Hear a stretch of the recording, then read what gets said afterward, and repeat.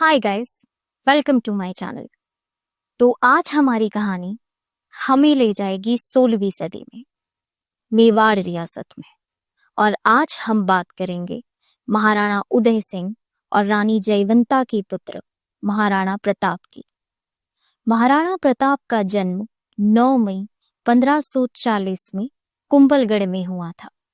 महाराणा प्रताप कद काठी लगभग 7 फीट 5 इंच और साथ ही उनके हाथ में होती थी 208 किलो की 2 तलवारें। मेवाड़ के राजपूत थे और वंश था सिसोदिया। प्रताप बचपन से ही निपुण घुड़सवार और बेहतरीन तलवारबाज थे। उन्हें बचपन से ही संस्कृति और अपने लोगों के लिए संघर्ष करने की शिक्षा दी गई थी और ये उनके जीवन का मुख्य और एकमात्र सिद्धांत बन गया था। ज्यादातर बचपन भील समुदाय के बीच बीता। वैसे तो महाराणा प्रताप की कई रानियां थीं, लेकिन जो सबसे पहली और सबसे अजीज थी, रानी जगत गोपाल। उनका प्रभाव प्रताप के जीवन पर काफी था। वो समझदार और सशक्त महिला हुआ करती थी। कुछ समय बीतने के बाद एक ऐसे मुगल शासक का खौफ दस्तक देता है जिसका डंका चारों तरफ बज रहा था। नाम था अकबर। अकबर से भयभीत होकर राणा उदय सिंह ने मेवाड़ छोड़ अरावली में रहने का फैसला लिया और उदयपुर को अपनी नई राजधानी बनाई। 1572 में राणा उदय सिंह का देहांत हो गया, लेकिन उन्होंने देहांत से पहले ही अपने सबसे छोटे बेटे को उत्तराधिकारी बना दिया था, जो नियमों के विरुद्ध था। राणा उदय सिंह की मृत्यु के बाद राजपूत सरदारों ने प्रताप को गद्दी पर बैठा दिया। महाराणा प्रताप का राज्य अभिषेक 28 फरवरी 1572 में गोगुंदा नाम की जगह में हुआ था। जब महाराणा प्रताप ने राज्य की बागडोर अपने हाथ ली तो अकबर ने कई संदेश भेजे। उस समय अकबर अपने राज्य का विस्तार करना चाह रहा था। कई राजाओं ने अकबर की अधीनता स्वीकार भी कर ली थी, सिर्फ सिसोदिया राजपूत महाराणा प्रताप के अलावा। और फिर बारी आती है एक ऐसे युद्ध की जिसका भारत के इतिहास पर गहरा प्रभाव है। तारीख 18 जून 1576।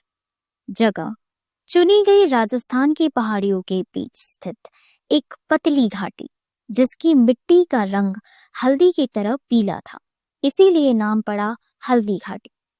इस युद्ध में अकबर के मायने से 2 मुख्य कारण थे।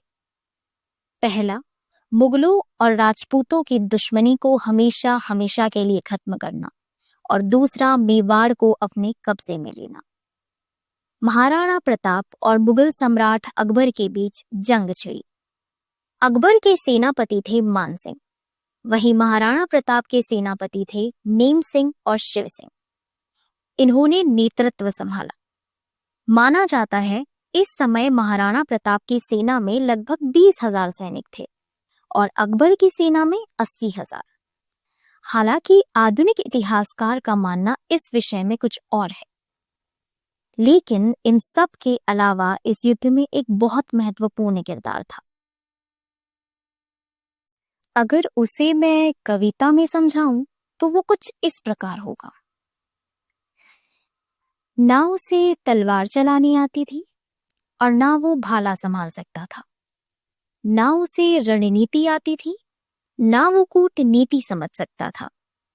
उसकी गति कहो, शक्ति कहो, आकर्षण कहो या वफादारी, सैनिक ना होकर भी वो सेना का बेमिसाल हिस्सा हुआ करता था।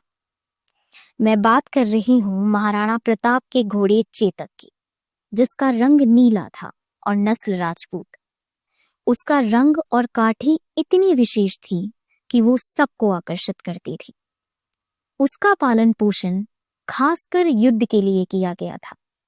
जब युद्ध अपने चरम पर था, चेतक जख्मी था, फिर भी मालिक को बचाने का हर संभव प्रयास किया। अंत में युद्ध बहुत कठिन हो गया। महाराणा प्रताप को बचाने के लिए चेतक ने लगभग 26 फुट गहरे गड्ढे से एक छलांग लगाई। महाराणा प्रताप का जीवन बचाया अपने जीवन के बदले में। हल्दी घाटी में आज भी चेतक का मंदिर बना हुआ है।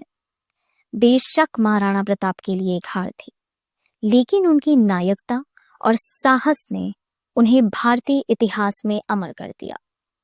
हार के बावजूद वे कभी भी अकबर के सामने समर्पित नहीं हुए।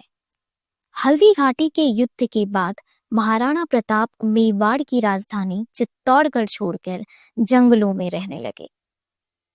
महाराणा प्रताप और उनके परिवार को कई कठिनाइयों का सामना करना पड़ा और अपने राज्य को मुगल साम्राज्य से दूर करने के लिए कड़ी मेहनत करते रहे।